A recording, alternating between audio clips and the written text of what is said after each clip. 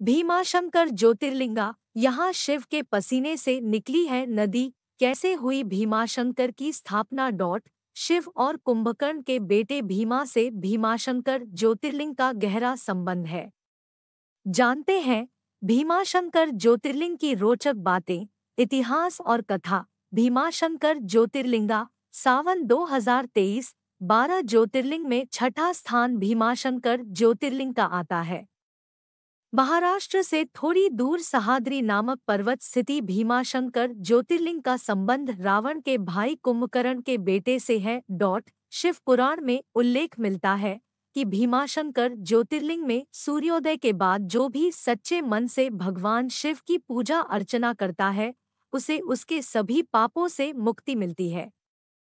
आइए जानते हैं भीमाशंकर ज्योतिर्लिंग की रोचक बातें, इतिहास और कथा। भीमाशंकर में शंकर जी के पसीने से निकली नदी। Bhimashankar Jyotirlinga interesting facts. भीमाशंकर ज्योतिर्लिंग को मोटेश्वर महादेव के नाम से जाना जाता है।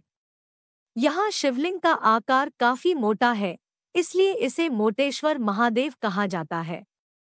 इस मंदिर के समीप एक नदी बहती है जिसका नाम भीमा नदी है। यह नदी आगे जाकर कृष्णा नदी में मिलती है।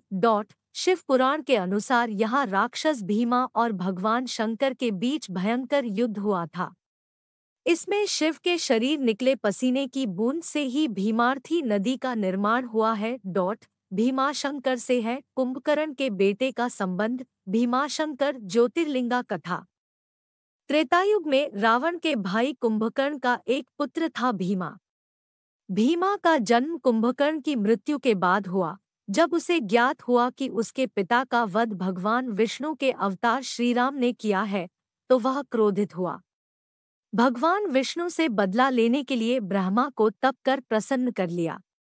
ब्रह्मा जी के वरदान से भीमा बहुत शक्तिशाली हो गया और देवलोक पर अपना राज्य स्थापित कर लिया। शिव ने किया भीमा का विनाश। संसार को इस राक्षस से बचाने के लिए राजा कामरूप शिव जी भक्ति करने लगे। भीमा को जब ये पता चला तो उसने राजा को कारागार में डाल दिया। राजा वहां भी शिवलिंग बनाकर पूजा करने लगा। क्रोध में आकर भीमा ने जैसे ही तलवार से शिवलिंग को तोड़ने का प्रयास किया, स्वयं शिव जी प्रकट हो गए। भीम और शिव जी के बीच भयंकर युद्ध हुआ और उसमें महादेव की हुंकार से भीमा का विनाश हो गया।